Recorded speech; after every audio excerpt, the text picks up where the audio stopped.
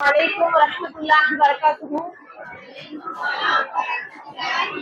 அல்லாஹ்க்காக கொஞ்சம் அமைதியா இருங்க. உணவு இடைவேளை, இந்த ஸ்நாக்ஸ் உடைய இடைவேளை முடிஞ்சிருச்சு. கொஞ்சம் அல்லாஹ்க்காக அமைதியா இருந்தீங்கன்னா தான் என்ன நோக்கத்திற்காக நம்ம ஒன்று கூடியிருக்கிறோமோ அது வந்து நிறைவேறும் இன்ஷா அல்லாஹ். இன் அல்ஹம்துலில்லாஹ் நஹ்மதுஹு வ நஸ்தஈனுஹு வ நஸ்தக்ஃபிருஹு ونعوذ بالله من شرور أنفسنا ومن سيئات أعمالنا من يهدي الله فلا مضل له ومن يضلل فلا هادي له أنا أشهد أن لا إله إلا الله وحده لا شريك له وأشهد أن محمدا عبده ورسوله أما بعد فقد قال الله تعالى في القرآن العظيم والفرقان المجيد. எல்லாம் அல்ல கண்ணியமிக்க அல்லாஹ்வுடைய நல்லடியார்களே, வார்த்தைகளிலே சிறந்தது அல்லாஹ் ரப்பல் ஆலமீனுடைய வார்த்தைகள் என்றும், வழிகாட்டுதலிலே சிறந்தது முஹம்மது நபி ஸல்லல்லாஹு அலைஹி வஸல்லம் அவர்களுடைய வழிகாட்டுதல் என்றும், மார்க்கத்தில் மிகவும் தீயது புதிதாக உண்டாக்கப்படக்கூடிய புதுமையான காரியங்கள் என்றும், அவை ஒவ்வொன்றும் நரகின் பக்கம் கொண்டு சேர்க்கும் என்றும் உங்கள் அனைவரையும் எச்சரிக்கை செய்தவளாக என்னுடைய உரையை ஆரம்பம் செய்கிறேன். அல்ஹம்துலில்லாஹ் ரப்பி ஸித்னி இல்மா. இன்று உங்கள் முன்னால் இந்த இஜ்திமாவிலே எனக்கு கொடுக்கப்பட்டுள்ள தலைப்பு இஸ்லாத்தில் பெண்களின் உரிமையும் கண்ணியமும். பொதுவாக இந்த மாதிரியான தலைப்புகள் எல்லாம் எடுத்துக்கிட்டோம் அப்படின்னா, மாற்று மத நம்மளுடைய தொப்புள் கொடை உறவுகளாக இருக்கக்கூடிய மாற்று மத நண்பர்களுக்காக இந்த இஸ்லாமிய மார்க்கமானது ஒரு பெண்ணை வந்து எந்த அளவிற்கு கௌரவப்படுத்துது, கண்ணியப்படுத்துது, எந்த அளவிற்கு உரிமைகளை கொடுக்குதுன்னு சொல்லி தெரிஞ்சுக்கிறதுக்காக வேண்டி கொடுக்கப்படக்கூடிய ஒரு தலைப்பு. அப்ப இந்த மாதிரியான இந்த தலைப்பு, ஒரு பெண்ணினுடைய கண்ணியமும் உரிமையும் சொல்லக்கூடிய இந்த தலைப்பு, இந்த இடத்துல கொடுக்கப்பட்டதுக்கான நோக்கம் என்ன அப்படின்னு பார்த்தோம்னா, நம்மளுடைய இஸ்லாமிய சமூகத்துல இருக்கக்கூடிய பெண்களுக்கு என்ன ஒரு விஷயம் தெரியறது இல்ல. இஸ்லாமிய மார்க்கம் பெண்களை எந்த அளவுக்கு கண்ணியப்படுத்துது, எந்த அளவுக்கு அவங்களுக்கு உரிமைகளை கொடுத்திருக்குது, அவங்களுடைய கிரேடு எந்த அளவுக்கு இருக்குன்னு சொல்லிட்டு தெரியாத ஒரு நிலை. ஒரு பக்கம் என்ன, காட்டு கூப்பாடு போட்டுக் கொண்டிருக்கக்கூடிய ஒரு கூட்டம். என்ன, இந்த இஸ்லாம் அப்படிங்கக்கூடிய மார்க்கம் என்ன செய்து, பெண்களுடைய உரிமையை பறிக்குது, பெண்களை அடிமைப்படுத்துது, அவங்களுடைய உணர்வுகளை நசுக்கக்கூடியதாக இருக்குது, பெண்களை மானபங்கம் படுத்தக்கூடியதாக இருக்குன்னு சொல்லிட்டு இன்னைக்கு எத்தனையோ கூட்டங்கள் காட்டு கூப்பாடுகள் போட்டு கொண்டிருக்கிறது. அப்ப அவங்களுக்குலாம், அந்த கூட்டங்களுக்கெல்லாம் நெஞ்சை நிமிர்த்தி கொண்டு, பாருங்கடா முட்டாள்களா, இந்த இஸ்லாமிய மார்க்கம் அப்படிங்கிறது ஒரு பெண்ணை எந்த அளவுக்குலாம் கண்ணியப்படுத்துதுன்னு தெரியுமா? எங்களுடைய இஸ்லாத்தினுடைய சட்ட திட்டங்களை பாருங்க. இந்த உலகத்துல எந்த ஒரு மதமும் மார்க்கமும் கோட்பாடும் எந்த ஒரு விதம் அந்த மதத்தாலையுமே கண்ணியத்தை கொடுக்க முடியாத அளவிற்கான சிறப்பையும் கண்ணியத்தையும் உரிமையும் எது கொடுக்குது? நம்முடைய இஸ்லாம் தான் அப்படின்னு சொல்லி அவங்களுக்கு எல்லாம் நம்ம பதிலடி கொடுக்கணும். அப்படின்னா இந்த சட்ட திட்டங்களை பத்தி என்ன செஞ்சிருக்கணும்? நாம நன்றாக விளங்க கடமைப்பட்டிருக்கிறோம். அப்ப இந்த இஸ்லாமிய மார்க்கம் பெண்களை எந்த அளவுக்கு கண்ணியப்படுத்துது அப்படின்னு சொல்லிட்டு செய்திகளை பார்த்தோம் அப்படின்னா ஒரு நாள் பத்தாது. அந்த செய்திகளை பட்டியலிட்டோம் அப்படின்னா நமக்கு என்ன பத்தாது? ஒரு நாள் பத்தாது. அல்லாஹுடைய தூதர் இடத்துல ஒரு மனிதர் வந்து கேட்கிறார், அல்லாஹுடைய தூதரே, இந்த உலகத்துல நான் முதல்ல தோழமை கொள்றதுக்கு தகுதியான ஒரு நபர் யாருன்னு சொல்லுங்க அப்படின்னு வந்து ஒரு மனிதர் கேட்கிறார். பெரும்பாலான நபர்களுக்கு தெரிஞ்ச ஒரு செய்தியா இருக்கும். ரசூலுல்லாஹ் என்ன சொல்றாங்க அதுக்கு? உம்முக்க, உங்களுடைய தாய் தான்ப்பா. மறுபடியும் ரெண்டாவது அல்லாஹ்வுடைய தூதர்ட்ட அந்த மனிதர் கேட்கிறார், ரெண்டாவதா யாரு? முதல்ல தாய், ரெண்டாவது யாருன்னு சொல்லி கேட்கும் போது அப்ப மறுபடியும் ரசூலுல்லாஹ் என்ன சொல்றாங்க? உம்முக்க, உன்னுடைய தாய் தான். மூன்றாவதா கேட்கப்படுது அல்லாஹ்வுடைய தூதர் இடத்துல. அப்பையும் ரசூலுல்லாஹ் என்னதான் சொல்றாங்க? உம்முக்க, உன்னுடைய தாய் தான்ப்பா. பாருங்க, தங்கம், வைரம், வெண்கலம், 3 கிரேடியுமே ரசூலுல்லாஹ் யாருக்கு கொடுத்துட்டாங்க? ஒரு பெண்ணுக்கு தாய்மையாக இருக்கக்கூடிய ஒரு பெண்மணிக்கு அல்லாஹ்வுடைய தூதர் அவங்க கொடுத்துட்டாங்க. நான்காவதா அந்த மனிதர் கேட்கும் போது அபூக்க, ஏதோ போனா போயிட்டு போட்டோம், உன்னுடைய தந்தை எடுத்துக்கங்க அப்படின்னு சொல்லிட்டு நான்காவதாக யாருக்கு கொடுக்குறாங்க? அந்த தந்தைக்கு கொடுக்குறாங்க. அப்ப இந்த ஒரு செய்தியை எடுத்து பார்த்தோம்னு சொன்னாவே ஒரு பெண்ணை இந்த இஸ்லாமிய மார்க்கம் எந்த அளவிற்கு கண்ணியப்படுத்து சிந்திச்சு பாருங்க. ஒரு தாய் அப்படின்னு சொல்லக்கூடிய அந்த உறவிலிருந்து ஆரம்பிச்சு ஒரு இஸ்லாம் ஒரு பெண்ணை அவ்வளவு கண்ணியப்படுத்தக்கூடியதாக இருக்கு. இன்னும் அல்லாஹ்வுடைய தூதர் சொல்றாங்க, ஒரு பெண்மணி யார் ஒருத்தவங்க 2 அல்லது 2ற்கு மேற்பட்ட பெண் குழந்தைகளை பெற்று அந்த பெண் பிள்ளைகளை நல்லொழுக்கமுள்ள சாலிகான பிள்ளைங்களா வளர்க்குறாங்களோ அவங்களுக்கு எங்க இருக்குது இடம்? சொர்க்கத்துல நீங்க முன்பதிவு செஞ்சுக்கங்க. சொர்க்கத்துக்கு நீங்க என்ன செஞ்சுக்கங்க? புக் பண்ணி வச்சுக்கோங்க. இன்னைக்கு உலகத்துல சமூகத்துல பெண் பிள்ளைகள்னு சொன்னாலே எவ்வளவு ஒரு அவல நிலை ஏற்படுது. பொம்பளை பிள்ளையா, 2வது பொம்பளை பிள்ளையா, ஏதோ கலைச்ச பொம்பளை பிள்ளை பெற்றா ஓரளவு விட்டுருவாங்க. 2வது பொம்பளை பிள்ளை பிறந்தா 2வதும் பொண்ணா, சரி பார்க்கலாம், அல்லாஹ் என்ன பொண்ணை கொடுத்தவன் பொருளை கொடுப்பான், அப்படியே பாவமா ஏதோ பரிதாபப்பட்ட ஒரு நிலை மாறி 2வதும் பொம்பளை பிள்ளையா, பொண்ணை கொடுத்தவன் பொருளை கொடுப்பான். 3வது பொம்பளை பிள்ளைன்னா அவ்வளவுதான் முடிஞ்சிருச்சு. அல்லாஹ் 3வது பொம்பளை பிள்ளையா என்ன சொல்ற அப்படின்ட்டு ஷாக் ஆகக்கூடிய அளவிற்கு இன்னைக்கு பெண் குழந்தைகள் அப்படின்னா இன்னைக்கு சமூகம் செய்யக்கூடிய வேலைகளை பார்க்கிறோம். ஆனா இஸ்லாம் என்ன சொல்லுது? எந்த ஒரு மதத்தாலையும் எந்த ஒரு மார்க்கத்தாலையும் எந்த ஒரு சித்தாந்தத்தாலையும் சொல்ல முடியாத ஒரு கருத்தை இஸ்லாம் சொல்லுது. என்ன தெரியுமா? உங்களுக்கு பெண் குழந்தைகள் பிறந்துச்சுன்னு சொன்னா என்ன சொல்றான் அல்லாஹ்? புஷ்ரா, நற்செய்தி. யாராலையாவது இப்படி ஒரு கண்ணியம் ஒரு பெண்ணுக்கு கொடுக்க முடியுமா? சிந்திச்சு பாருங்க. அல்லாஹ்வுடைய தூதர் சொல்றாங்க, அந்த நற்செய்தியான பெண் பிள்ளைங்களை நீங்க நல்ல முறையில வளர்த்து சாலிகான பிள்ளைங்களா நீங்க கட்டி கொடுத்து அந்த பிள்ளைங்களை வார்த்தை எடுத்தீங்கன்னா சொர்க்கத்துல அந்த பிள்ளைங்க உங்களை காக்கக்கூடிய ஒரு குழந்தைகளா இருக்கும். உங்களை சொர்க்கவாசிகளா அந்த குழந்தைகள் ஆக்கும். நரகத்தை விட்டு உங்களை விடுதலை செய்யக்கூடிய குழந்தைகளாக அந்த பெண் குழந்தைகள் இருக்கும். இஸ்லாம் சொல்லக்கூடிய ஒரு கண்ணியம், இவ்வளவு ஒரு கண்ணியம், எவ்வளவு பெரிய ஒரு சிறப்பு. இதை விட ஒரு பெண்ணை ஒரு மார்க்கம் சிறப்பிச்சு சொல்ல முடியுமா? அடுத்து பாருங்க, ஒரு பெண்ணுக்கு ரசூலுல்லாஹ் சொல்றாங்க என்னென்ன கண்ணியங்கள்லாம் இஸ்லாம் கொடுக்குதுன்னு நம்ம சொல்றோம், பட்டியலிடுறோம் பாருங்க. ஒரு பெண்ணுக்கு ஒரு கற்பொழுக்கமுள்ள ஒரு பெண் மீது அவதூறு சொல்லப்பட்டா அந்த அவதூறு 4 சாட்சிகள் கொண்டு நிரூபிக்கப்படலைன்னா அவனுக்கு என்ன தண்டனை? 80 கசையடி கொடுங்க இஸ்லாம் சொல்லு. ஒரு ஆணுக்கு சொல்லல, ஒரு ஆண் மீது அவதூறு சொல்லி அந்த இது நிரூபிக்கப்படலைன்னா அவனுக்கு கசையடி கொடுங்க, தண்டனை கொடுங்கன்னு என்ன சொல்லல, இஸ்லாம் சொல்லல. அதுவே ஒரு கற்புள்ள பெண் மீது அவதூறு சொல்லப்பட்டுச்சுன்னா அந்த பெண்ணுக்கு நீங்க என்ன, அந்த அவதூறு சொன்னவங்களுக்கு என்ன செய்யுங்க? 80 கசையடி கொடுங்க அப்படின்னு சொல்லி இந்த விஷயத்துல என்ன செய்யுது இஸ்லாம்? ஒரு பெண்ணை சிறப்பிச்சு கண்ணியப்படுத்தி சொல்லுது. அடுத்தது அல்லாஹ்வுடைய தூதர் சொல்றாங்க, ஒரு திருமணம் அப்படிங்கிறது எப்படிப்பட்ட ஒரு விஷயம்?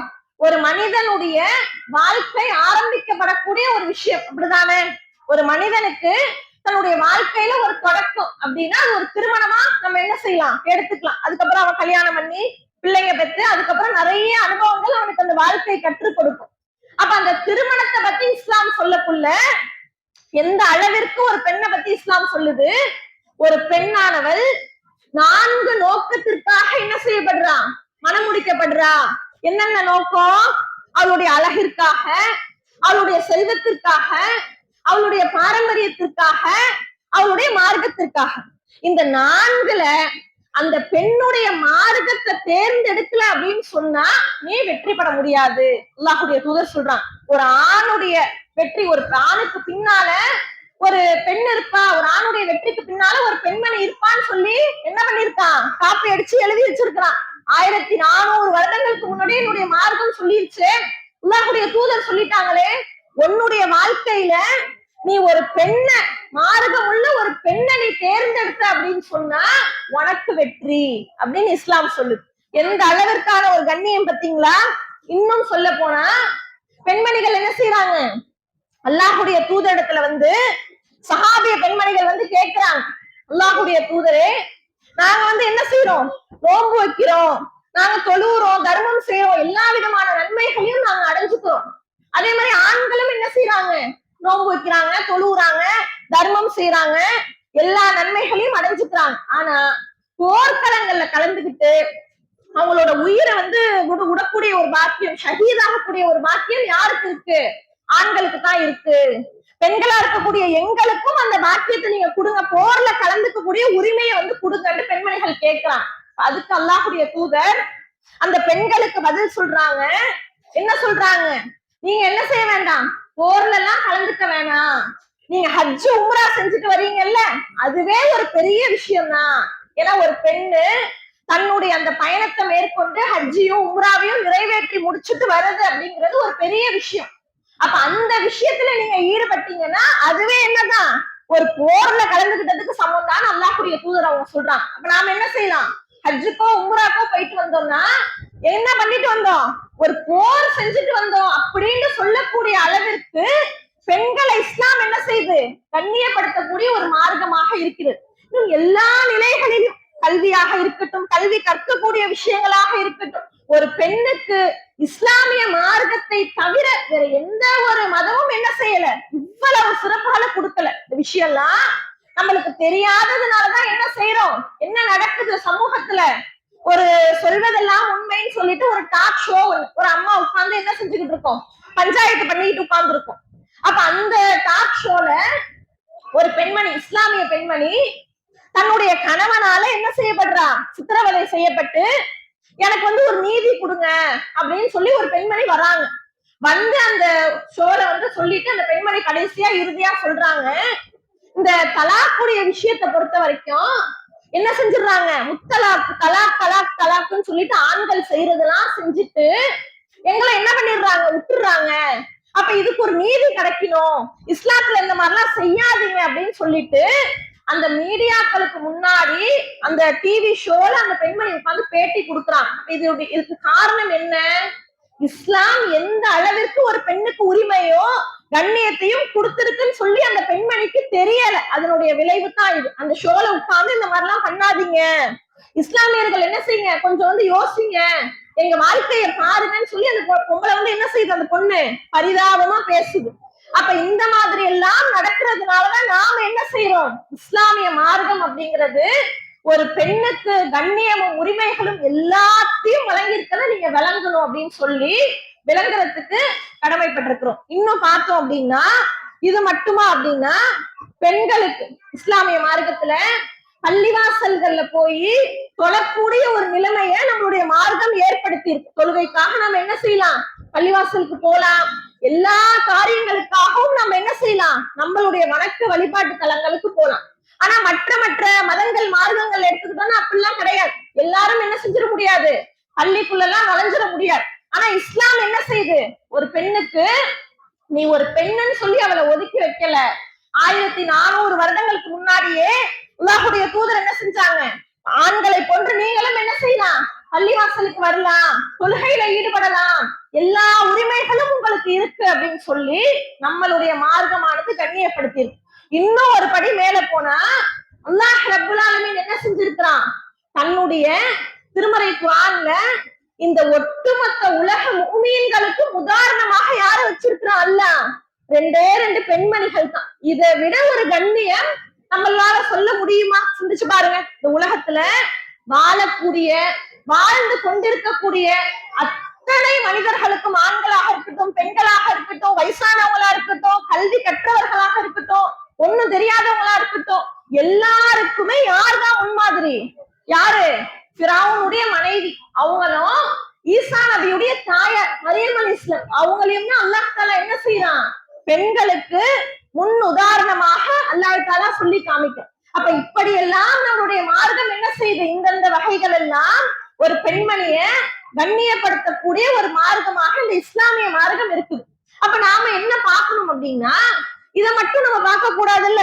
சரி, இஸ்லாத்துல மட்டும்தான் இப்படி இருக்குதா, அப்ப மற்ற மதங்கள்ல மற்ற அந்த சித்தாந்தங்கள்லாம் என்ன செய்யறாங்க, பெண்களை எப்படி எல்லாம் நடத்துறாங்க அப்படின்னு பார்த்தோம்னா, நாம என்ன செய்யணும், அந்த விஷயத்தெல்லாம் கொஞ்சம் போய் பார்த்தோன்னு வச்சுக்கோங்களேன்.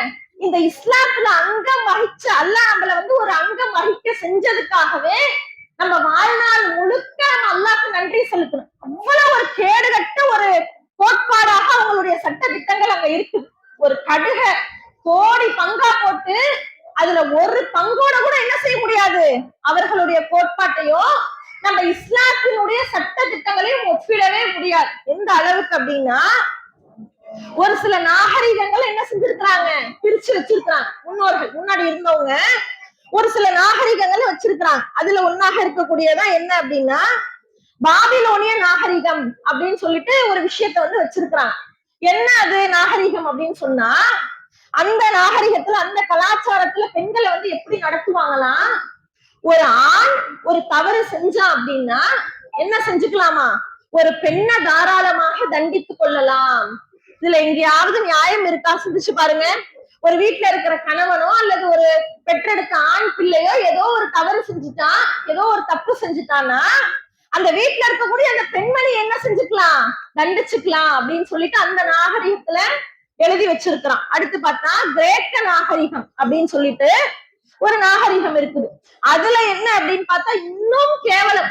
என்ன, ஒரு ஆண் தன்னுடைய சிந்தனைக்கு ஏற்றவாறெல்லாம் ஒரு பெண்ணை வந்து நடத்தலாமா, எல்லா விதமான உரிமைகளும் இருக்கு. எப்படி சிந்தனைக்கு ஏற்ற மாதிரி, ஒரு பெண்ணை பாக்குறான், அந்த பெண்ணை வந்து உடனே சாகடிக்கணும், கத்தி எடுத்து குத்தணும், தாராளமா குத்திக்கலாம். ஏன்பா குத்துன, எனக்கு அவளை குத்தணும்னு சிந்திச்ச தோணுச்சு, நான் அவளை குத்துனேன். எவ்வளவு ஒரு கேவலமான விஷயம் பார்த்தீங்களா? எந்த அளவுக்கு பெண்களை நடத்தி இருக்கிறாங்க பாருங்க. இன்னும் ஒரு படி மேல போனா, ஒரு பெண்ணை அந்த ஆண் என்ன செஞ்சுக்கலாம், எந்த நேரம் வேண்டாலும் அடைஞ்சுக்கலாம். அவனுடையதாக அந்த பெண்ணை பயன்படுத்தி கொள்ளலாம். எல்லா விதமான உரிமைகளும் அவனுக்கு இருக்கு. அந்த பொண்ணு ஏன் எதுக்குன்னு எந்த கேள்வியும் என்ன செய்ய முடியாது, கேட்க முடியாது. இது யாருடைய நாகரிகம், கிரேக்கர்களுடைய நாகரிகம். அடுத்து ரோமர்களுடைய நாகரிகம் பார்த்தோம் அப்படின்னு சொன்னா, இன்னும் எப்படி, ஒரு மனைவி தன்னுடைய கணவனை எதிர்த்து பேசினாலே அந்த கணவன் என்ன செஞ்சிடலாமா, ஒரு பொண்ணை கொலை செஞ்சிடலாம் அப்படின்னு அந்த கிரேக்கர் ரோமர்களுடைய நாகரிகம். அப்பெல்லாம் சட்டத்திட்டம் இன்னைக்கு இருந்துச்சுன்னா இன்னைக்கு பல வீடுகள்ல என்னது, பெண்களே இருக்க முடியாது, மனைவிமார்களே இருக்க முடியாது. குடும்பம்னா அப்படித்தானே, ஒரு சில நேரத்துல அமைதியா இருக்கும், ஒரு சில நேரத்துல ஏன் ஆழத்துல உப்பு போடல, ஏன் சோத்துல உப்பள்ளி போட்டு வச்சிருக்க, ஆமா நான் மறந்துட்டேன். எல்லா நேரமும் ஒரே சிந்தனையா இருக்க முடியுமா? பெண்கள் கேட்போம்ல, என்ன ஒரு நேரம் உப்பு கூட போச்சுன்னா என்ன அட்ஜஸ்ட் பண்ணி சாப்பிடுங்களேன், என்ன கொண்டைக்கு கீழே இறங்க மாட்டேங்குதா, சாப்பிடுங்களேன் அப்படின்னு சொல்லி பேசுவோம். அப்ப இந்த மாதிரிலாம் ஒரு பெண்ணு அந்த ரோமர்களுடைய நாகரிகத்துல கணவனை எதிர்த்து பேசுனாங்க அப்படின்னா நிலைமை என்ன தெரியுமா, உடனே க்ளோஸ் போட்டு தள்ளிடலாம். அதுதான் அந்த நாகரிகத்தினுடைய நிலைமை. அடுத்து பார்த்தா எகிப்தியர்களுடைய நாகரிகம் என்ன அப்படின்னா, பெண்கள் அப்படின்னாலே அவங்க என்னதான் சொல்லுவாங்களாம், சாத்தான்கள், சைத்தான்களுடைய அடையாளம் தான் பெண்கள் அப்படின்னு அவங்க வந்து என்ன செஞ்சிருக்காங்க, எகிப்தியர்கள் சொல்றாங்க. அப்ப எந்த அளவிற்கு பெண்களை வழி நடத்துவாங்க அவங்க. அடுத்து அரேபியர்கள், இஸ்லாம் தோன்றதுக்கு முன்னாடி நம்ம அரேபியர்களுடைய நாகரிகம் எப்படி இருந்துச்சு, பெண்கள் அப்படின்னாலே என்ன சொன்னாங்க, கால்நடைகள், அஜமிகள். ஒரு பொண்ணு அப்படின்னா அவ ஒரு உயிர் பொருட்டு எதுவுமே இல்ல, கால்நடை. அதை விட கேவலமாக நடத்தப்பட்டாங்க. எந்த அளவுக்கு, ஒரு பெண்ணிடத்துல எத்தனை ஆண்கள் வேணாலும் உறவு வைத்துக் கொள்ளலாம். அரபியர்களுடைய நாகரிகம் முன்னாடி இருந்துச்சு. அந்த பெண்மணி கர்ப்பமாயிட்டாங்க அப்படின்னா என்ன சட்டம், குழந்தைய பெற்று எடுத்துடணும். குழந்தைய பெற்றுட்டு அந்த எத்தனை ஆண்கள்லாம் அந்த பெண்களோட உறவு வைத்தார்களோ அவங்களை நிக்க வச்சு அந்த குழந்தை யார கை காட்டுதோ அதுதான் அந்த குழந்தையுடைய தந்தை, அல்லது அந்த பிள்ளையுடைய முக சாயல் யார்கிட்ட இருக்குதோ அவங்கதான் யாரு, அந்த பிள்ளையுடைய தந்தை. அப்ப இவ்வளவு கேவலமாக, இவ்வளவு கேடுகட்ட விதமாக மற்ற அந்த நாகரிகங்கள்ல பெண்களை நடத்தக்கூடிய விஷயத்த பார்க்கணும். இன்னும் நிறைய சொல்லிக்கிட்டே போலாம். கிறிஸ்தவர்கள் என்ன செய்வாங்களாம், பெண்கள் வந்து குழந்தையை பெற்றாலே அது வந்து சாபக்கேடு.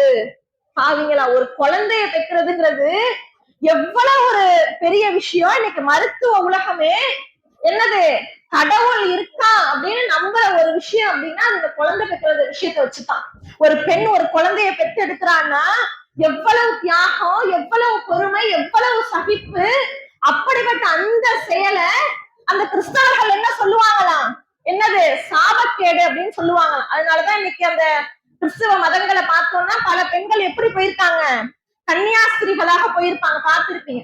இந்த திருமண வாழ்க்கையே நம்மளுக்கு வேண்டாம், இப்படி எல்லாம் பேச்சு வாங்குறதுக்கு நம்ம என்ன செய்யலாம், திருமணமே பண்ணாம கன்னியாஸ்திரிகளாக போயிடலாம் அப்படின்னு சொல்லிட்டு அந்த மாதிரி ஒரு நிலை. அப்ப நம்மளுடைய தமிழகத்துல முன்னாடி எல்லாம் எப்படி ஒரு நிலை இருந்துச்சு, உடன்கட்டை ஏறுவது.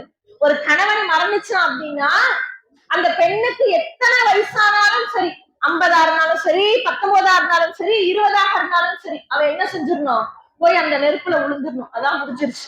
அப்ப இந்த அளவிற்கு நம்மளுடைய சமூகத்திலையும் சரி, வெளி நாகரிகங்களையும் சரி, பெண்களை கேவலப்படுத்தி கொச்சைப்படுத்தி வைத்திருக்கிறதுக்கு மத்தியில நம்மளுடைய இஸ்லாமிய மார்க்கம் ஒண்ணுதான் என்ன செய்யுது, பெண்களுக்கு அவ்வளவு கண்ணியங்களையும் அவ்வளவு உரிமைகளையும் வழங்குது. ஆனா இது தெரியாம கூப்பாடு போடுவானு, என்ன இஸ்லாம் பெண்களை அடிமைப்படுத்துது, அவங்களுடைய உரிமைகளை என்ன செய்யல, சரியான முறையில வழங்கல அப்படின்னு சொல்லி கூப்பாடுகள் போடப்படும். இன்னும் அல்லாஹுடைய தூதர் சொல்லி காமிக்கிறாங்க, இஸ்லாமிய மார்க்கம் எந்த அளவிற்கு ஒரு பெண்ணுக்கு உரிமை சுதந்திரத்தை கொடுக்குது அப்படின்னா, ஒரே ஒரு விஷயம் நம்ம எல்லாருக்குமே தெரிஞ்ச ஒரு செய்தி மட்டுமே போதும். என்ன செய்தி, அல்லாஹ் தஆலா சொல்லும் போது என்ன சொல்றான், நீங்க என்ன செய்யுங்க, நீங்க யார மனைவியாக தேர்ந்தெடுக்க போறீங்களோ, யார்கிட்ட நீங்க இன்பம் அனுபவிக்க போறீங்களோ, அல்லாஹ் குர்ஆன்ல சொல்றான், நீங்க யாரிடத்துல இன்பம் அனுபவிக்க காத்து கொண்டிருக்கிறீர்களோ அந்த பெண்களுக்கு நீங்க என்ன செய்யுங்க, மகர் தொகையை கொடுத்து திருமணம் செய்யுங்க, நிறைய கொடுங்க. 2-3 வசனங்களுடைய அர்த்தம் என்ன வருதுன்னா, கணக்கிட்டு கொடுக்காதீங்க, தாராளமா கொடுங்க, அள்ளி கொடுங்க. இஸ்லாம் சொல்லு. இந்த ஒரு கோட்பாட இன்னைக்கு உலக மக்கள் பின்பற்ற ஆரம்பிச்சாங்க அப்படின்னு சொன்னா எத்தனை பெண் சிசு கொலைகளை தடுக்கலாம் தெரியுமா? இன்னைக்கு சமூகத்துல நாம நினைச்சுக்கிட்டு இருக்கோம் 2026க்கு வந்துட்டோம், இஸ்லாம்லாம் வளர்ந்துருச்சு, நம்மளுடைய மார்க்கம் வளர்ந்துருச்சு, விழிப்புணர்வு பெற்றுச்சு, வரதட்சணை கொடுமைகள்லாம் இல்லைன்னு நாம நினைச்சுக்கிட்டு இருக்கிறோம். ஆனா பார்த்தோம் அப்படின்னா சமீபத்துல நடந்த ஒரு விஷயம், ஒரு மாற்று மத சகோதரர் என்ன செய்யறான், தன்னுடைய பெற்றெடுத்த 3 வயது பெண் குழந்தைய கழுத்தை நெரிச்சு கொலை பண்றான். அவன் இடத்துல பேட்டி எடுக்கப்படுது, ஏண்டா அப்படி பண்ண அப்படின்னு சொல்லி கேட்டா அவன் என்ன செய்யறான், தைரியமாக முன் வந்து பேட்டி கொடுக்குறான். ஆமா, நான் கொலை பண்ணேன், அந்த பிள்ளைனால எனக்கு என்ன பிரயோஜனம், ஆம்பளை பிள்ளையா இருந்துச்சுன்னா எனக்கு சம்பாதிச்சு கொடுக்கும், பொம்பளை பிள்ளைனால எனக்கு என்னங்க பிரயோஜனம், அது காது குத்து மூக்கு குத்து, இஸ்லாத்துல அதுக்கெல்லாம் இடம் இல்லை, மாற்று மதத்துல அதெல்லாம் செய்வாங்கல்ல, காது குத்தணும் மூக்கு குத்தணும், அதுக்கு ஒரு விழா, அதுக்கு ஒரு பணம் செலவு பண்ணணும், அந்த பிள்ளை வளர்ந்த வயசுக்கு வந்துருச்சுன்னா அதுக்கு ஒரு விழா, அதுக்கு லட்சக்கணக்கில் செலவு பண்ணணும், அவளை திருமணம் செஞ்சு கொடுக்கக்கூடிய அந்த நேரத்துல நான் சம்பாரிச்ச எல்லா காசையும் போட்டு கொடுத்தாலும் இந்த சமூகத்துக்கு பத்த மாட்டேங்குது, அதுக்கு ஒரு செலவு பண்ணணும், அதுக்கப்புறமா பொங்கல் தீபாவளி என்னென்னலாம் ஃபங்க்ஷன் வருதோ வரிசை வைக்கிறேன், அது வைக்கிறேன் இது வைக்கிறேன், என்ன என் பொருளாதாரத்தை காலம் முழுக்க இழக்கிறதுக்கு தயாராக இல்ல, அதனாலதான் ஒரே ஒரு நாள் முடிவெடுத்து என்ன செஞ்சுட்டேன், கொலை பண்ணிட்டேன் தைரியமாக சொல்றான். சரி, மாற்று மதத்தினருக்கு தான் இப்படிலாம் நிலைமை அப்படின்னா, நம்மளுடைய இஸ்லாமிய குடும்பத்தை சார்ந்த ஒரு குடும்பம், டெல்லியில நடந்த ஒரு சம்பவம், இஸ்லாமியர்கள் எல்லாம் அதிர்ச்சி ஊட்டக்கூடிய ஒரு சம்பவம் என்ன அப்படின்னா, அவன் சொல்றான் என்ன, அந்த அவனுடைய மனைவி புள்ள பெற்றாங்க, ஒரு பொம்பளை பிள்ளை. அப்ப அந்த தந்தை என்ன செய்யறான், அந்த புள்ள மேல அவனுக்கு கொஞ்சம் கூட பாசமே கிடையாது, பாசமே காட்டல, அந்த பிள்ளைய பார்த்தாலே எரிஞ்சு உழுவுறது இந்த மாதிரியே பண்ணிக்கிட்டு இருக்கான்.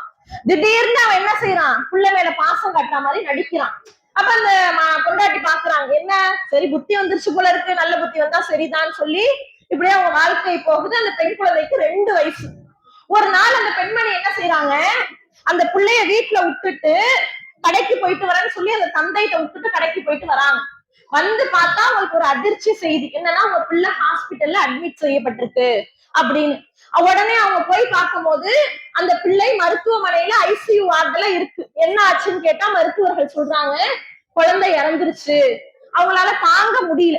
என்ன கடைக்கு போயிட்டு வரேன்னு சொல்லி ஒரு அரை மணி நேரத்துக்குள்ள என்ன நடந்திருக்கும், சிரிச்சு காடிக்கிட்டு இருந்த புள்ள எப்படி இறந்து போயிருக்கோம் அப்படின்னு சொல்லிட்டு அவங்க விசாரிக்கிறாங்க, என்ன நடந்துச்சு பிள்ளைக்குன்னு சொல்லும் போது அந்த மருத்துவர்கள் சொல்றாங்க, உங்களுடைய பிள்ளைக்கு தலையில ஒரு பெரிய ஸ்கேன் ஒண்ணு எடுத்து பார்த்தோம், அந்த ஸ்கேன்ல தெரிய வந்தது என்னன்னா, யாரோ ஒருவர் உங்களுடைய பிள்ளையுடைய தலையில 10ற்கும் மேற்பட்ட முறை வேகமா மோதி இருக்காங்க. போர்ஸா அடிக்கப்பட்டிருக்கு. யாருக்குங்க? 2 வயது பச்சிளம் குழந்தை தலையில வச்சு மோதி இருக்கிறாங்க அப்படின்னு அந்த மருத்துவர் சொல்றாரு. அப்ப அந்த பெண்ணுக்கு என்ன ஆகுது? மூளையில தோணுது, எரிஞ்சு உழுவுறது கணவன் தான் அந்த வேலையை செஞ்சிருப்பான் அப்படின்னு சொல்லி புடிச்சு இழுத்துட்டு நிக்க வச்சா அவன் சொல்றான், ஆமா 10 தடவை இல்ல, அந்த பெண் பிள்ளை 2 வயது பெண் பிள்ளையுடைய தலைய புடிச்சு 20 தடவை சவுத்துல அடிச்சேன் நானு, அவளுக்கு உயிர் போகல. அதுக்கப்புறமா என்ன செஞ்சேன்? அவளுடைய நெஞ்சு துடை பின்பக்கம் எல்லாம் கடிச்சு கொதறி வச்சேன் அப்படின்னு அந்த தந்தை சொல்றான். எவ்வளவு அவலமான ஒரு நிலை பார்த்தீங்களா? ஒரு பெண்ணாக பிறந்ததை தவிர அந்த பெண்ணு வேற என்ன செஞ்சா? பாவம், சிந்திச்சு பாருங்க. ஒரு 2 வயசு பச்சை குழந்தை. இதுக்கெல்லாம் காரணம் என்ன? வரதட்சணை. உங்களால முடிஞ்சதை கொடுங்க. போய் கேக்குறீங்கல்ல வீடுகள்ல, நீங்க உங்களால முடிஞ்சதை போடுங்க, உங்களால முடிஞ்சதை செய்யுங்க. ஏசி இல்லைன்னா ஒரு வாஷிங் மிஷின் ஆச்சும் வாங்கி கொடுங்க, ஒன்னும் பிரச்சனை இல்ல. எல்இடி டிவி இல்லைன்னா ஒரு சின்ன டிவி வாங்கி கொடுங்க. என்னது பொட்டலம் பொட்டலமா பணியாரமா எங்களுக்கு வேணாம், ஒரு அட்டைப்பட்டியில கொடுங்க போதும் அப்படின்னு போய் மானம் கெட்டு போய் கேட்கக்கூடிய அந்த வரதட்சணையினால எத்தனை பெண் குழந்தைகள் இன்னைக்கு இழக்கக்கூடிய நிலை சமூகத்துல ஏற்படுது. அவன் பேட்டி கொடுக்குறான், சொல்றான், என்ன சொல்றான்? நாளைக்கு அது வளர்ந்து கல்யாணம் பண்ணி சீர் செஞ்சு எல்லாம் பண்ணி அதை மாரடிக்கிறதுக்கு அதெல்லாம் செஞ்சு அது போய் கேஸ் வெடிச்சு மேல இருந்து குதிச்சு தற்கொலை பண்ணி சாகிறதுக்கு இன்னைக்கு சாகடிச்சது எவ்வளவோ மேலு. இன்னைக்கு அதான நடக்குது. சமீபத்துல சக்கராப்பள்ளியில நடந்த ஒரு சம்பவம் என்ன? ஒரு பெண் என்ன செஞ்சிருக்காங்க? தற்கொலை செஞ்சிருக்காங்க. வரதட்சணை கொடுமையால தற்கொலை செய்து அந்த பெண்ணினுடைய தாய் கதறாங்க, என் பிள்ளைய நான் எப்படிலாம் வளர்த்தேன், சந்தை அந்த ராஜகிரி போன்ற பகுதிகள்ல காய்கறி சந்தையில டீ வித்து என் பிள்ளைய நான் வளர்த்து கட்டி கொடுத்தேன், இந்த மாதிரி ஆயிடுச்சு, அவங்க கேட்டதெல்லாம் நான் கொடுத்தேன், இப்படி பண்ணிட்டாங்களே என் பிள்ளைய அப்படின்னு அந்த தாயுடைய கதறலை பார்க்க முடியும். அப்ப இதுக்கெல்லாம் காரணம் என்ன? அழகான தீர்வு இஸ்லாம் சொல்லுது. ஒரு பெண்ணை நீ திருமணம் பண்ணிக்க போறியா, அவர்கிட்ட இருந்து நீ எதுவுமே கேட்காத, நீ என்ன செய்ய, நீ கொடுத்து திருமணம் பண்ணு. எல்லா தியாகங்களையும் அவன் அனுபவிக்கிறான். ஒரு பெண் ஒரு கணவன் வீட்டுக்கு வரான்னா அவ செய்ய அனுபவிக்கக்கூடிய தியாகங்களுக்கு நீ எவ்வளவு வேணாலும் அவளுக்கு நீ கொடுக்கலாம், தப்பே கிடையாது. எவ்வளவு ஒரு உரிமை பாருங்க. இந்த ஒரு விஷயத்த கையில எடுத்தாலே இன்னைக்கு எத்தனையோ இந்த சம்பவங்கள்லாம் 1, 2 தான். இன்னைக்கு எடுத்து பார்த்தோம்னா லட்சக்கணக்கில் என்னது சம்பவங்கள். ஒரு ஆர்டிக்கல் ஒண்ணு, ஒரு ஆங்கில ஒரு கிறிஸ்தவ மதத்தை சேர்ந்த ஒரு ஆசிரியர் என்ன செய்யறாரு, அவளை சாக விடு அப்படிங்கிற பேர்ல ஒரு பத்திரிகை எழுதுறாரு. அந்த பத்திரிகையில ஒரு புள்ளி விவரம் சொல்லுது, ஒரு நாளைக்கு இந்தியாவில மட்டும் பெண் பிள்ளைகள் கருவிலேயே 300 பெண் குழந்தைகள் ஒரு நாளைக்கு கொலை செய்யப்படுறாங்க. 300 பெண் குழந்தைகள் கருவுல பெண்ணுங்கிற காரணத்தினால. பிறந்ததுக்கு அப்புறமா அவ பெண் பிள்ளைன்னு சொல்லி 345 பிள்ளைங்க ஒரு நாளைக்கு கொலை செய்யப்படுது. ஆஸ்பத்திரியிலேயே விட்டுட்டு போறாங்கல்ல, எத்தனை நியூஸ்ல பாக்குறோம். பொம்பளை பிள்ளை அப்படியே போட்டுட்டு கவர்மெண்ட் ஆஸ்பத்திரிகள்ல எல்லாம் பிள்ளைய அப்படியே போட்டுட்டு கிளம்பிடுவாங்க, யாரு எவரு என்னன்னே தெரியாது. அந்த மாதிரி ஆஸ்பத்திரிகள்ல விட்டுட்டு போகக்கூடிய குழந்தைகள் 10க்கு 4 பிள்ளைங்க. ஒரு நாளைக்கு 10 பிள்ளைங்க பிறக்குதுன்னா அதுல 4% பெண் பிள்ளைகள் என்ன செய்யப்படுறாங்க, மருத்துவமனையிலே விட்டுட்டு செல்லப்படுறாங்க. அப்படிலாம் ஒரு அவல நிலை. ஒரு ஆர்டிக்கல் எழுதுறாரு. அப்ப இதுக்கெல்லாம் காரணம் என்ன? இவ்வளவு அழகான ஒரு தீர்வு, ஒரு உரிமைய நம்முடைய இஸ்லாமிய மார்க்கம் கொடுத்திருக்குது. அதை கையில எடுத்தாலே பலவிதமான விஷயங்களை இன்னைக்கு தடுத்து நிறுத்தலாம். பீகார் போன்ற மாநிலங்கள்ல பேனரே வச்சிருக்கான் ஓப்பனா. என்ன பேனரு? 500 செலவழித்து 5 லட்சத்தை என்ன செஞ்சுக்க, சேமிச்சுக்க.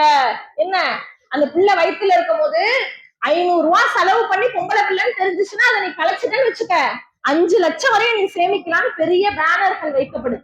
அப்ப இன்னைக்கு பெண்களுக்கு எதிராக எவ்வளவு சதி திட்டங்கள் நடத்தப்படுது பாருங்க. அப்ப இந்த இஸ்லாமிய மார்க்கமானது எவ்வளவு அழகான உரிமைகளையும் கண்ணியத்தையும் ஒரு பெண் என்பவர் எங்களுடைய மார்க்கத்தை பொறுத்த வரைக்கும் தங்கத்திற்கும் மேலானவர்னு தூக்கி கொண்டாடக்கூடிய ஒரே மார்க்கம் இஸ்லாம் மட்டும்தான். இதெல்லாம் நம்ம தெரிஞ்சுக்கிட்டாதான் என்ன செய்ய முடியும், நம்மளுடைய நெஞ்சை நிமிர்த்தி பேசக்கூடியவர்களிடத்துல நீங்க நினைக்கிற மாதிரி இல்லடா, எங்களுடைய இஸ்லாமிய மார்க்கம் அவ்வளவு அழகான அவ்வளவு கண்ணியமான உரிமைகளை கொடுக்கக்கூடிய மார்க்கம்னு நம்ம சொல்லலாம். இன்னும் இந்த விஷயம் மட்டுமா, எவ்வளவு அழகான உரிமைகள் ஒரு பெண்ணுக்கு. அவ தலாக் அப்படின்னு சொல்லக்கூடிய அந்த விஷயத்துல இஸ்லாம் என்ன செய்யுது, உரிமைகள் கொடுக்குது. விவாகரத்துல ஒரு ஆண் தன்னுடைய மனைவியை விவாகரத்து செய்யணும்னா என்ன செய்யணும்? தகுதியான காரணங்கள் சொல்லணும். அப்பதான் விவாகரத்து செய்யப்படும், தலாக் செய்யப்படும். ஆனா அதுவே ஒரு பெண் தன்னுடைய கணவனை பிடிக்கல அப்படின்னு சொன்னா காரணமே சொல்ல தேவையில்லை. இதை விட ஒரு கண்ணியம், ஒரு உரிமையை பார்க்க முடியுமா? ஒரு பெண் தன்னுடைய கணவனை பிடிக்கல அப்படின்னு சொன்னா அவள் என்ன காரணமே சொல்ல தேவையில்லை. ஆனா இன்னைக்கு என்ன பேசப்படுது ஒரு சில கூட்டங்களுக்கு மத்தியில, இஸ்லாம் வந்து தலாக்குங்கிற விஷயத்தால பெண்களுடைய உரிமையை பறிக்குதுன்னு சொல்லி பேசப்படுது. ஒரு சகோதரி, மாற்று மத சகோதரி, இந்த தலாக் முத்தலாக்கினுடைய இந்த விஷயம் நடந்துகிட்டு இருக்கும் போது ரஞ்சன் சொல்லிட்டு ஒரு மாற்று மத சகோதரி என்ன செய்யறாங்க, அந்த கோர்ட்டுல திருமறை குர்ஆனுடைய வசனங்களை வாசிச்சு காமிக்கிறாங்க. அல்லாஹ் எப்படிப்பட்டவன்? எல்லா சட்ட திட்டங்களுக்கு மேல அல்லாஹ்வுடைய சட்டம் தான் மேலானதுன்னு சொல்றோம்ல. அல்லாஹ்வை பாருங்க, ஒரு மாற்று மத சகோதரியின் வாயிலாக இந்த இஸ்லாமிய மார்க்கத்தினுடைய கண்ணியத்தை சொல்ல வைக்கிறான். இந்த சகோதரி வாசிச்சு காமிக்கிறாங்க, இதுதான் உண்மையான சட்டம். அவங்க நடந்துக்கிற மாதிரி முத்தலாக் சட்டம் எல்லாம் உண்மை இல்ல, விளங்காததின் காரணமா தான் இப்படி எல்லாம் நடந்துக்கிறாங்கன்னு சொல்லி அந்த சகோதரி சொல்றாங்க. ஹிஜாபுடைய விஷயத்துல எந்த அளவுக்கு இன்னைக்கு உரிமை, இந்த ஹிஜாப வச்சுதான் இஸ்லாம் பெண்களுடைய உரிமையை பறிக்குது, அவங்களுடைய சுதந்திரம் போச்சு, அவங்க ஆடை சுதந்திரம் போச்சுன்னு கூப்பாடுகள் போடப்படுது. ஆனா உண்மையிலேயே இஸ்லாம் ஒரு பெண்ணினுடைய உரிமையை பறிக்குதான்னு கேட்டா கண்டிப்பாக 100க்கு 200% என்ன செய்யலாம்? இல்லவே இல்லை. இதை நம்ம மட்டும் சொல்லல, எத்தனையோ லட்சக்கணக்கான மாற்று மத சகோதரிகள் சொல்றாங்க. சினிமால நடிச்ச அந்த நடிகைகள்லாம் இன்னைக்கு இஸ்லாத்தை ஏத்துக்கிட்டு வந்து எது உங்களை ஈர்த்ததுன்னு கேட்டுச்சுன்னா இந்த ஹிஜாபு தான். இதுக்கு முன்னாடி இந்த ஹிஜாப் இல்லாம நாங்க அரைகுறை ஆடையோட ரோட்ல நடமாட முடியல, அவ்வளவு ஒரு கேவலமான பார்வையால நாங்க பார்க்கப்பட்டோம். ஆனா இன்னைக்கு ஹிஜாப்னால ஒரு பெண்ணுக்கு அவ்வளவு கண்ணியம் கிடைச்சிருக்கு அப்படின்னா அந்த ஹிஜாப்ங்கிறது எவ்வளவு பெரிய ஒரு உரிமை. சிந்திச்சு பாருங்க, இன்னைக்கு எத்தனை இடங்கள்ல பாக்குறோம் மாற்று மத சகோதரிகள் நாங்க எங்களுடைய கேடயமாக இந்த ஹிஜாபை நாங்க பயன்படுத்திக்கிறோம்னு சொல்லிட்டு இன்னைக்கு அவ்வளவு சம்பவங்களை பாக்குறோம். அப்ப இந்த உரிமைகள் இத்தனைதானான்னு பார்த்தா கிடையாது. இன்னும் இஸ்லாமிய மார்க்கமானது ஒரு பெண்ணுக்கு கல்வி விஷயத்துல, சொத்தினுடைய விஷயத்துல, எல்லா விதமான விஷயங்கள்லயும் உங்களுக்கு என்ன இருக்கு? உரிமைகள் இருக்கு. உங்களுடைய உரிமைகளை நீங்க என்ன செய்யலாம்? கேட்டு பெற்று கொள்ளலாம்னு சொல்லிட்டு அவ்வளவு சுதந்திரத்தையும் கொடுக்கக்கூடிய ஒரு மார்க்கமாக நம்முடைய இஸ்லாமிய மார்க்கம் இருக்கு. நாம என்ன செய்யணும்? இந்த மாதிரியான விஷயங்கள் எல்லாம் தெரிஞ்சுக்கணும். நம்ம சகோதரிகள் இடத்துல இஸ்லாம் நம்மளை எப்படி கண்ணியப்படுத்துதுன்னு சொல்லுங்க அப்படின்னு கேட்டா தெரியல, ஒரு விஷயம் கூட சொல்ல தெரியல. இன்னைக்கு அப்படி ஒரு அவல நிலை ஏற்படுது. அப்ப என்ன செய்யணும்? எந்த அளவிற்கு அல்லாஹும் அல்லாஹுடைய தூதரும் நம்மளை கண்ணியப்படுத்திருக்காங்க, பெண்கள்னா நம்ம எந்த அளவுக்கு உயர்த்தி வச்சிருக்காங்கன்னு சொல்லிட்டு இந்த மாதிரியான விஷயங்களை தெரிந்து கொண்டு இஸ்லாமிய மார்க்கத்துல நல்ல சாலிகான பெண்களாக வாழ்வதற்கு அல்லாஹ் நம் அனைவருக்கும் அருள் புரிவானாக. வாஹிர் தாவானா அல்ஹம்துலில்லாஹி ரப்பில் ஆலமீன். அஸ்ஸலாமு அலைக்கும் வரஹ்மத்துல்லாஹி வபரகாத்துஹு.